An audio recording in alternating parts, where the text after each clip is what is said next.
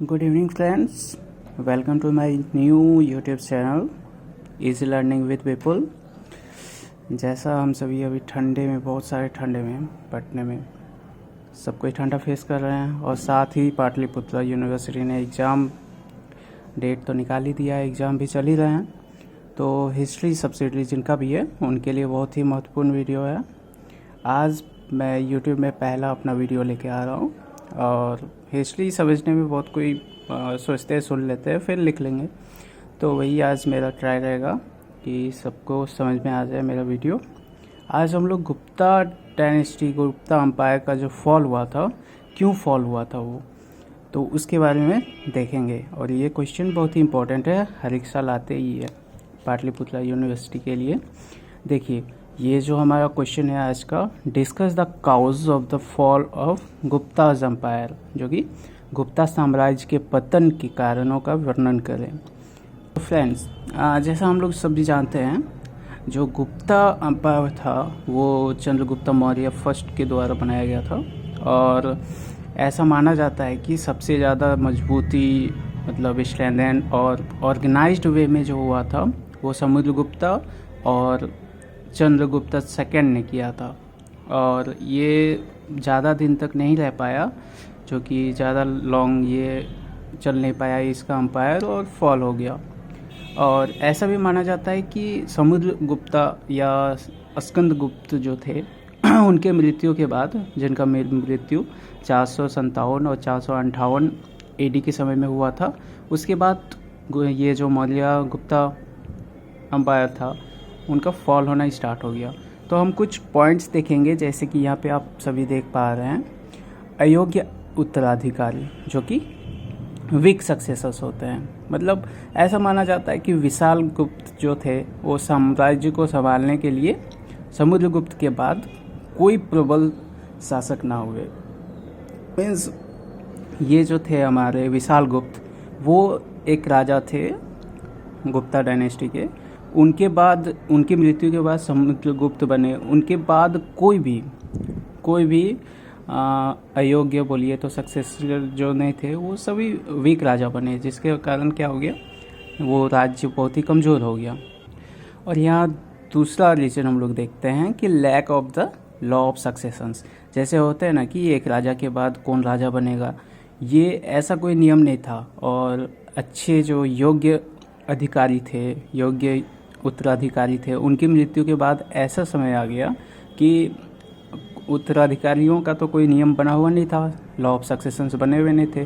तो जो भी राजा उस टाइम में उस राज्य में जो बलवान होते थे, जिनके पास स्ट्रेंथ ज़्यादा होती थी, वो गद्दी हथिया लेते थे। और तीसरा पॉइंट हम लोग देख रहे हैं, नेग्लिजेंसी ऑफ फ्रंटियर्स, जैसे सीमावर्ती क्षेत्रों की अवहेलना। जैसे समुद्रगुप्त का ऐसा माना जाता है कि सबसे बड़ा राज्य उन्हीं का था भारतवर्ष में। तो उस समय में इतनी बड़ी राज्य की सीमाएं जो थी, उस समय होता है ना कि मेरा घर है तो चारों ओर देखेंगे। तो उस टाइम में, उस समय राजाओं ने उस सीमावर्ती क्षेत्रों का ध्यान ना देते हुए उन्हें नेग्लेक्ट कर दिया, जिसके वजह से क्या हो गया कि बहुत सारे राजा बाहरी आक्रमण होने लगे। बाहर से बहुत सारे आक्रमणकारी राज्य में हमला करके उनके राज्यों को छीनने लगे। और चौथा कारण देखते हैं, इफेक्ट ऑफ बुद्धिज़्म। जैसा कि हम सभी जानते हैं, चंद्रगुप्त मीन्स गुप्ता अम्पायर के बहुत सारे राजा बुद्धिज़्म को मानने लगे थे। बुद्धा जो अपना ज्ञान लेके आए थे बौद्ध धर्म का, उससे प्रभावित होकर बहुत सारे राजा अहिंसावादी बन गए, जो कि उन्होंने लड़ाई छोड़ दी और बहुत सारे राज्य जो है अपने हिंसाकारी राजाओं को छोड़ते हुए वो सारे राज्य को दूसरे को ही हथियाने स्टार्ट कर दिए। अब हम लोग पांचवा पॉइंट देखते हैं कि वास्ट एम्पायर, विशाल साम्राज्य। जैसा कि सभी जानते हैं, गुप्त साम्राज्य बहुत विशाल था। उस समय यातायात के कोई साधन ना के बराबर थे, इसलिए ये बहुत ही दुर्लभ होता था कि जाके चेक किया जाए कि कौन सा राज्य है, कौन से राज्य में हमारा समर्थन हो रहा है, नहीं हो रहा है। तो बड़ा राज्य होना भी एक कारण बना गुप्त अम्पायर का डाउनफॉल का। अब हम लोग छठा पॉइंट देखते हैं, मिलिट्री वीकनेस। क्योंकि हम सभी जानते हैं कि बुद्धिज़्म अपना लिए, बहुत सारे अहिंसावादी हो गए। और ऐसा था कि उस समय गुप्ता डायनेस्टी का जो भी राजा बने उन्होंने बहुत अच्छे से मैनेज किया था, बहुत सारा युद्ध जीत लिया, तो उन्होंने लगभग इंडिया को जीत ही लिया था। उसके बाद बहुत दिनों तक युद्ध ना होने की वजह से सेना जो थी वो सुस्त हो गई, मतलब विलासी हो गई एवं आलसी भी हो गई, जिसकी वजह से अब सेना का यूज़ तो होने नहीं लगा, सेना कमज़ोर पड़ गई। इसलिए ये भी एक रीज़न माना जाता है कि गुप्ता डायनेस्टी, गुप्ता अम्पायर का जो डाउनफॉल हुआ इस वजह से भी, क्योंकि मिलिट्री वीकनेस थी उसके। और 7वां पॉइंट देखिए, इंटरनल रिवोल्ट्स। इंटरनल रिवोल्ट्स तो होंगे ही, अगर आपके यहाँ वीक मिलिट्री है, नेगलेक्ट कर रहे हैं आप फ्रंटियर्स को, मीन सीमावर्ती क्षेत्रों को, लॉ ऑफ सक्सेशन तो है ही नहीं आप में, मीन्स कौन उत्तराधिकारी बनेगा ये भी आपको नहीं पता, ऐसा कोई लॉ नहीं था। और जो भी राजा थे वो कमज़ोर थे, जिससे प्रजा तो भड़केगी ही। और प्रजा क्या, इससे क्या हो गया, देखिए गुप्त काल सुख समृद्धि का युग माना जाता था, ये तो सभी जानते हैं। परंतु बहुत लंबे समय तक युद्ध ना होने की वजह से तो वहाँ के मिलिट्री पावर तो वीक पड़ ही नहीं गई थी। और उसके बाद क्या हुआ था, जब गुप्ता साम्राज्य शक्तिशाली था तो उनके भारतीय राजाओं ने अपनी अधीनता स्वीकार कर ली थी। बहुत सारे राजा जो भारत के थे वो तो चंद्रगुप्त से डर गए थे, उसके बाद उन्होंने अधीनता स्वीकार कर ली थी, मीन्स गुलाम, मैं आपके अंडर रहूँगा। परंतु गुप्त सम्राटों की सैनिक शक्ति कमज़ोर पड़ गई, तो क्या हुआ, यह शासक विद्रोह करने लगी। मालवा के राजा यशोधवर्धनम जो थे और वकाटक के राजा जो थे नरेंद्र सेन ने विद्रोह करके अपना अधिकार, अपना स्वतंत्र राज्य ले लिया था। मतलब ये भी इंटरनल रिवोल्ट का एक एग्जाम्पल है। 2 राजाओं का नाम यहाँ पे रखना है, जो कि यशोधवर्धनम और क्या है, वकाटक के राजा नरेंद्र सेन। अब 8वां पॉइंट देखिए, सबसे महत्वपूर्ण पॉइंट, अटैक ऑफ हुनास।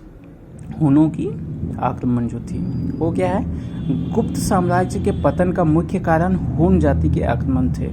ये आक्रमण चंद्रगुप्त विक्रमादित्य की मृत्यु के बाद ही आरंभ हो गई थी। डॉक्टर विंसेंट स्मिथ ने कहा है, 5वीं और 6वीं शताब्दी के हुनों के आक्रमण ने गुप्त साम्राज्यों को छिन्न भिन्न कर दिया और इस प्रकार नए राज्यों के जन्म के लिए क्षेत्र तैयार किए। मतलब हुन जो आक्रमण किए उससे भी बहुत सारा राज्य उन्होंने छीन लिया गुप्ता से, और इस प्रकार से गुप्ता अम्पायर का फॉल का ये भी एक कारण माना जाता है। अब हम लोग नेक्स्ट पेज में आते हैं, देखिए। और एक रीज़न है इकोनॉमिक क्राइसिस। इकोनॉमिक क्राइसिस तो होंगे ही, अगर आपके पास कोई नियम है नहीं, नियम कानून अच्छे है नहीं तो हो ही जाते हैं। जैसे देखिए यहाँ पे इकोनॉमिक क्राइसिस के काम, धन की कमी भी गुप्त साम्राज्य के पतन का कारण बनी, ये तो मैंने पहले भी कहा। देखिए, स्कंदगुप्त को पुष्यमित्र की शुंग जाति और हुन जाति से बहुत से युद्ध पड़े। मतलब बहुत सारा युद्ध अगर आप करेंगे तो राज्य कोष के जितने भी खजाने हैं वो तो बर्बाद होंगे ही, खर्च होंगे ही। बहुत सारे आर्थिक युद्ध होने की वजह से इन्होंने बहुत सारा खर्च किया था और बहुत सारी हार का भी सामना करना पड़ा था, जिसकी वजह से इकोनॉमिक क्राइसिस आ गए थे। देखिए, अत्यधिक युद्ध होने की वजह से क्या हुआ था, शुरू से गुप्त राजाएं जो थे वो साम्राज्यवादी नीति के पोषक थे, ठीक ना। ये तो हम भी जानते हैं कि लड़ाई मारपीट करते थे वो लोग और राज्यों को छीन लिया करते थे। इस कारण उनका साम्राज्य काफ़ी बड़ा हो गया था। सही, जाहिर सी बात है, अगर आप ज़्यादा लड़ेंगे तो ज़्यादा राज्य जीतेंगे और ज़्यादा राज्य जीतेंगे तो आपका साम्राज्य फैलेगा। लेकिन देखिए, बाद के राजा जो अयोग्य थे, निर्बल थे, जिसके कारण क्या हो गया, उन पर विदेशी आक्रमण होने लगे। बहुत सारे विदेशी आक्रमण हुए थे। इन निरंतर युद्धों के साम्राज्य, ये जो युद्ध होते गए ना, जिसके वजह से युद्ध साम्राज्य में बहुत बुरा असर पड़ा था और शासन में शिथिलता आ गई थी। शिथिलता मतलब अनसर्टेनिटी आ गई थी, स्टेबल नहीं था पूरा राज्य। इसी प्रकार से क्या हो गया था, आर्थिक स्थिति चरमरा उठी थी, ठीक ना। यह भी साम्राज्य के पतन के सहायक बने। अब देखिए, कूटनीति विफलताएं क्या है, मतलब राजाएं विवाह कर लेते थे दूसरे, जिससे आप नहीं सकते हो उससे मिल जाओ, ये कहना है ना। तो वही समुद्रगुप्त ये सब क्या करते थे कि शादी कर लिया करते थे। लेकिन जो बाद के राजा थे जो मजबूत साम्राज्य थे उनसे लड़ के अब लड़ेंगे तो आप उनके दुश्मन तो होंगे ही और उनसे हार हो गई। तो ये सारी जो थी 10 पॉइंट्स हमने देखा। होप आपको वीडियो अच्छा लगा होगा और all the best for your exam. And हो सके तो सब्सक्राइब कर दीजिएगा चैनल को और लाइक कर दीजिएगा।